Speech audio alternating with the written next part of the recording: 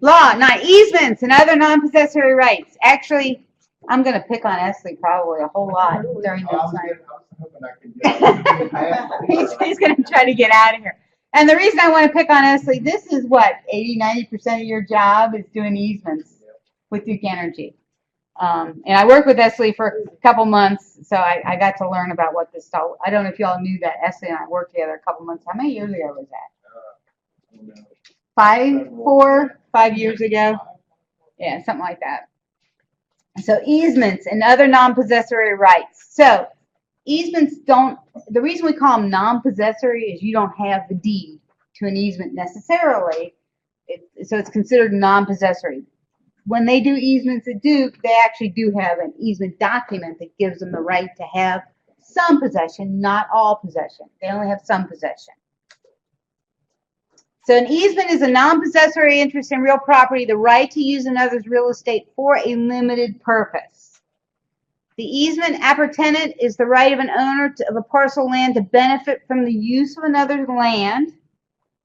A party wall is a single wall located on the boundary of neighboring properties. It simultaneously serves as a common support for the buildings on either of the two parcels. So a party wall you'll see when you have townhouse properties or a duplex. There's a party wall. They share that wall. The reality is each owner owns 50% into the middle of the wall. But if the wall fails or something happens with the wall, both owners are going to pay to have the wall rebuilt, or the condo association will, or whatever it is. Easement and gross, an easement that exists as a personal right apart from a dominant estate. A lot of the utility easements are called easement and gross because they're just going totally like across the land is the way to think about the gross piece of it. Creation of easement by expression. Now here's what I want you to understand with easements. There's lots of different kinds of easements. The best thing you can do is make a little chart for yourself or a little index card to learn about what all these little easements are with a couple word description so you can tell the difference. When you read through between principles and practices and what you're going to read in the law, you'll get the idea of what the differences are. That's what you need to learn is what the differences are in these easements.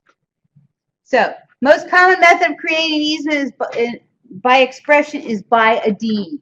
There's actually a deed or document given that's telling somebody that's the legal description of that easement, what they're going to use. The express grant is the easement created by an owner expressly granting in a deed or other instrument a specific right to another to use the property. An express reservation is the easement created when an owner of property conveys title to another by deed while specifically reserving an easement in his or her favor. So, an express reservation, I own this huge lot. I want to keep my house in the corner of the lot, but I'm going to sell the rest of the lot to everybody else.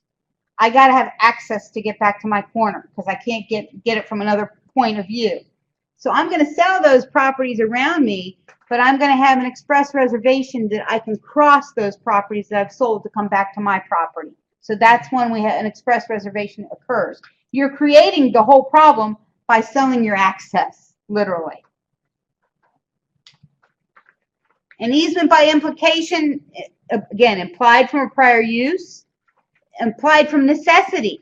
An easement permitting the owner of a landlocked parcel to cross a portion of land of which the easement formerly was a part. So that's, again, you're creating, when you do that, you're doing necessity. An easement implied from plats and maps. People are reading and looking and figuring out what the easement is. Easement applied from dedication, the granting of real property such as private street or government unit for public use. So when people build subdivisions, while they build the subdivision, the developer is putting roads in. And they're going to dedicate those roads to the city or county or whatever, who's the municipality that's responsible. In order to dedicate that road, they've got to build that road to a certain construction to meet the city or county requirements. But then they dedicate that to the city so that becomes city maintenance. Because as the property developer, they want to sell all the lots, but they don't want to have a lingering interest where they have to maintain the street. The idea is dedicate the street, be able to get rid of it, literally give it to the city county, but then maintain it after you've sold all your property.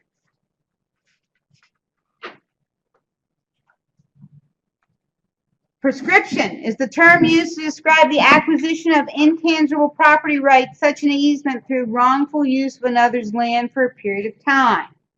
So we're using their land without owning it, without their permission necessarily, but we're using their land.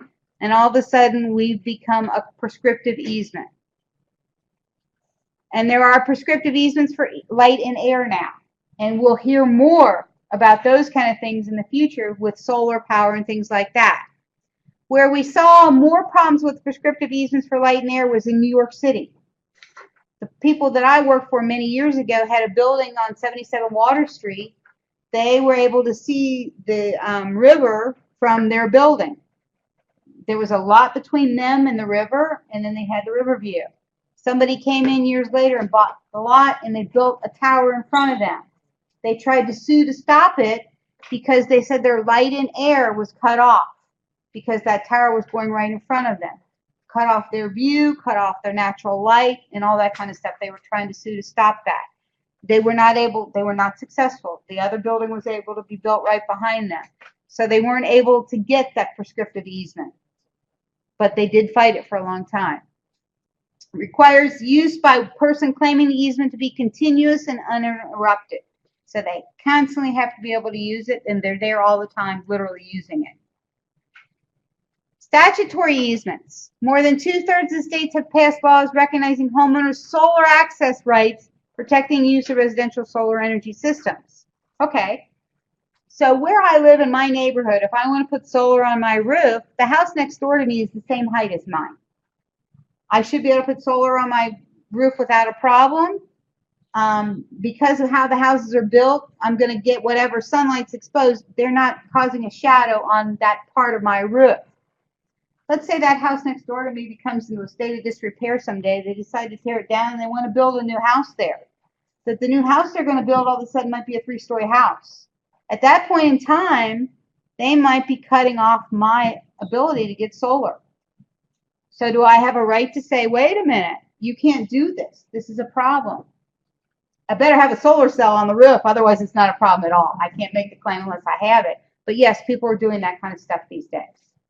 So they're trying to say, I've got this solar system, I've spent money, I'm using it, therefore I have this easement in place, it's being utilized. Permit licensing system for access to wind, light, and air. Okay, one of the cases that's going on in Ohio right now, they're trying to make wind turbines, the distance between private property and where these wind turbines, there's a setback distance required. Somebody in Ohio legislation has decided that they want to decrease that setback distance.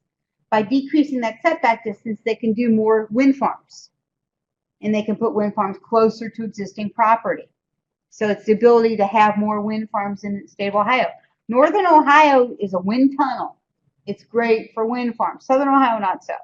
But Northern Ohio is good for that, and so these people are trying to do this. So they want to try to make this, the ability to get this wind, light, and air to be able to do this development. A lot of people are opposed to wind turbines because they are noisy. They create wind that does other things with bird and the natural environment that they don't like it. It'll be interesting to see how that goes. But it's becoming more of an issue now that more people are trying to do this kind of stuff.